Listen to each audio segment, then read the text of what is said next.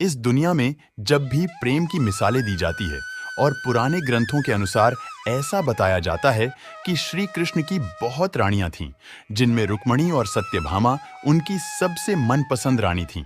इसके अलावा यह भी बताया जाता है कि श्री कृष्ण अपने बचपन में गोपियों के साथ गोकुल में रास लीलाएं किया करते थे, जिनकी कहानियां आज भी सबसे ज्यादा मशहूर हैं। लेकिन क्या आपको ये पता है कि सभी को प्रेम सिखाने वाले श्री कृष्ण का नाम आज भी केवल राधा जी के साथ ही क्यों लिया जाता है? आपने जब भी कृष्ण भक्तों को देखा होगा तो गौर किए होंगे कि वो हमेशा ही राधे श्याम नाम का ही जाप करते हैं। इस दुनिया में जब भी श्री कृष्ण और राधा जी के प्रेम का कहीं जिक्र किया जाता है, तो सभी के मन में अक्सर ये सवाल उठता है कि जब आखिर श्री कृष्ण और राधा जी के बीच इतना अधिक प्रेम था, तो इन दोनों ने आपस में विवाह क्यों नहीं किए? जानना चाहते हैं कि श्री कृष्ण और राधा जी का विवाह किन कारणों से नहीं हो पाया? तो बने रहे हमारे साथ वीडियो के अंत तक। पद्मा पुराण के अनुसार ऐसा बताया जाता है कि राधा जी सुभानु नाम के ग्वाले की बेटी थी और उनका जन्म यमुना नदी के पास रावण नाम के गांव में हुआ था। कुछ समय बाद राधा जी के पिता बरसाना गांव में आकर बस गए, लेकिन दूसरी तरफ कुछ विद्वानों का ऐसा मानना है कि राधा जी का जन्म बरसाना गांव में ही हुआ था। इसी के साथ ब्रह्म व्यवहार पुराण के अनुसार ये बताया गया है कि राधा जी श्री कृष्ण से उम्र में 5 साल बड़ी थी और उनकी सबसे अच्छी मित्र भी थी। ऐसा कहा जाता है कि जब श्री कृष्ण और राधा जी पहली बार मिले, तो राधा जी कृष्ण की एक झलक देखते ही उन पर मोहित हो गई और उन्होंने कृष्ण को पहली बार तब देखा जब माता यशोदा ने उन्हें माखन खाते हुए देखी। जब श्री कृष्ण अपनी बांसुरी बजाते थे, तो राधा जी श्री कृष्ण की बांसुरी की धुन में इतना खो जाती थी, उन्हें अपने घर का भी ध्यान नहीं रहता था, जिस वजह से समाज के लोगों ने राधा जी को ताने मारना शुरू कर दिया और इस बात को लेकर राधा जी के घर वालों ने उनका घर से निकलना भी बंद कर दिया था। लेकिन जब श्री कृष्ण जी को ये बात पता चली कि राधा जी के घर वालों ने उनका घर से निकलना तक बंद कर दिया है, तो उन्होंने यह बात यशोदा माता को बताई और वो राधा जी से विवाह करने की जिद करने लगे। लेकिन लाख कोशिश करने के बावजूद भी श्री कृष्ण माता यशोदा को नहीं मना पाए और माता यशोदा ने श्री कृष्ण को यह कहकर टाल दिया कि एक तरफ तो राधा जी उनसे उम्र में 5 साल बड़ी है और दूसरी तरफ उनका विवाह भी पहले से ही तय हो चुका है। यशोदा माता ने जब यह बात नंद महाराज को बताई, तो उन्होंने कृष्ण को बहुत समझाया और राधा जी से विवाह ना करने की सलाह दी। लेकिन इतना समझने के बाद भी जब श्री कृष्ण राधा जी से विवाह की जिद नहीं छोड़ रहे थे, तो फिर नंद महाराज श्री कृष्ण को ऋषि गर्ग के पास ले गए और जब श्री कृष्ण ऋषि गर्ग के पास गए, तो ऋषि गर्ग ने श्री कृष्ण को बताया कि उनके असली माता पिता देवकी और वासुदेव है, जिनको उनके मामा कंस बंदी बनाकर रखा है।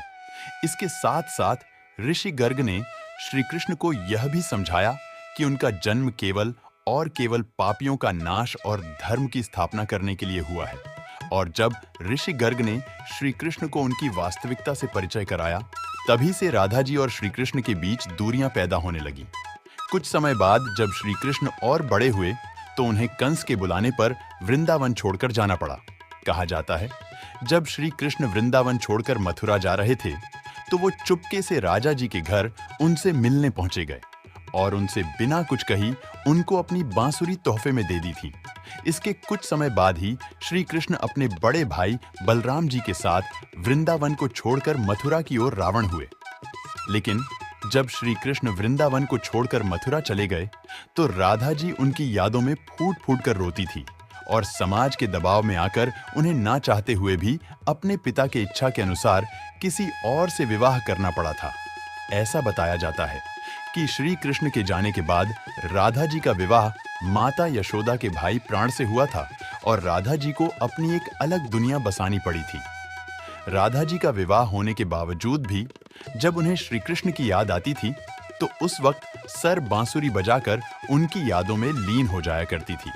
वैसे इसके अलावा भी श्री कृष्ण और राधा जी का विवाह न होने के पीछे कथाएं और भी प्रचलित हैं, जिसमें पहली कथा के अनुसार यह बताया जाता है शुक्राचार्य भगवान विष्णु से भी ज्यादा ज्ञानी थे, लेकिन इसके बावजूद भी देवराज इंद्र ने शुक्राचार्य के बजाय भगवान विष्णु को अपना गुरु बना लिया था।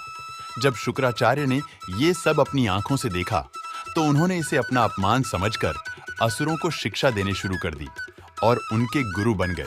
असुरों का गुरु बनते ही शुक्राचार्य ने देव इंद्र से अपने अपमान का बदला लेने की ठानी, लेकिन उनके सामने ये समस्या खड़ी थी कि देवताओं को तो अमरता का वरदान मिला हुआ था, लेकिन राक्षसों को ऐसा कोई वरदान प्राप्त नहीं था। इसी वजह से राक्षस कभी भी देवता से नहीं जीत पाते थे। इस समस्या को सुलझाने के लिए असुर गुरु शुक्राचार्य ने भगवान शिव की घर तपस्या की और उन्हें प्रसन्न किया। इसी के साथ साथ शुक्राचार्य ने भगवान शिव को ही अपना गुरु बना लिया। भगवान शिव को अपना गुरु बनाते ही शुक्राचार्य ने उनसे मृत संजीवनी वरदान पाने की सोची। संजीवनी वरदान एक ऐसा वरदान है जिससे किसी भी मरे हुए इंसान को वापस जिंदा किया जा सकता है। मृत संजीवनी वरदान के लिए जब शुक्राचार्य भगवान शिव की तपस्या करने जा रहे थे, तो उन्होंने सभी राक्षसों और अपने माता-पिता ऋषि भृगु और काव्य माता की कुटिया में रहने के लिए कहा, ताकि उनके होते हुए कोई भी देवता राक्षस को नुकसान ना पहुंचा सके। जब देवराज इंद्र को ये बात पता चली तो उन्होंने इस कुटिया पर हमला कर दिया।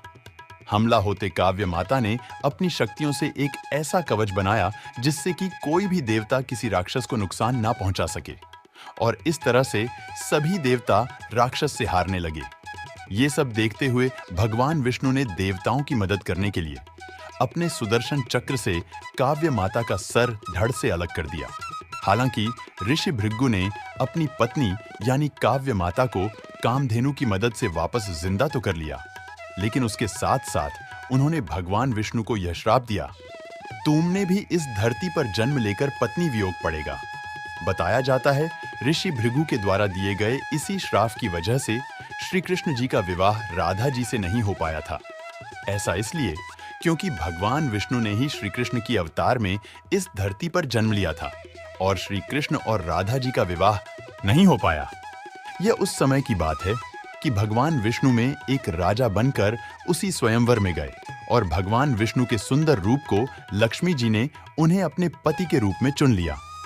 ये सब देखकर स्वयंवर में बैठे सभी लोग देव ऋषि नारद की ओर भी ज्यादा हंसी उड़ने लगे और उन्होंने कहा कि पहले जाकर अपना रूप तो देखो। जब देव ऋषि नारद ने पानी में जाकर अपना रूप देखा तो उन्हें अपना वानर वाला रूप देखकर बहुत गुस्सा आया। इसी के साथ साथ देव ऋषि नारद भगवान विष्णु को भला बुरा कहने लगे और उन्हें श्राप दिया कि जिस तरह से मैं स्त्री वियोग में तड़प रहा हूं, उसी तरह तुम्हें भी अपने हर जन्म में स्त्री वियोग सहना पड़ेगा। विष्णु जी फिर अपने रूम में आ गए। यह देखकर नारद जी बहुत शर्मिंदा हुए। इसके बाद नारद मुनि को अपनी गलतियों का एहसास हुआ और उन्होंने भगवान विष्णु से इस बात के लिए क्षमा मांगी, जिसके बाद भगवान विष्णु ने नारद मुनि को क्षमा करते हुए ये बताया कि ये सब तो उनकी ही माया थी। कमेंट करके बताइए कि आपको क्या लगता है, इनमें से किस श्राप के कारण श्री कृष्ण और राधा जी का विवाह नहीं हो पाया। जाने से पहले वीडियो को लाइक शेयर जरूर करें और ऐसी और वीडियो के लिए इस चैनल को सब्सक्राइब करके बेल नोटिफिकेशन को भी जरूर ऑन कर लीजिए। जय श्री राम।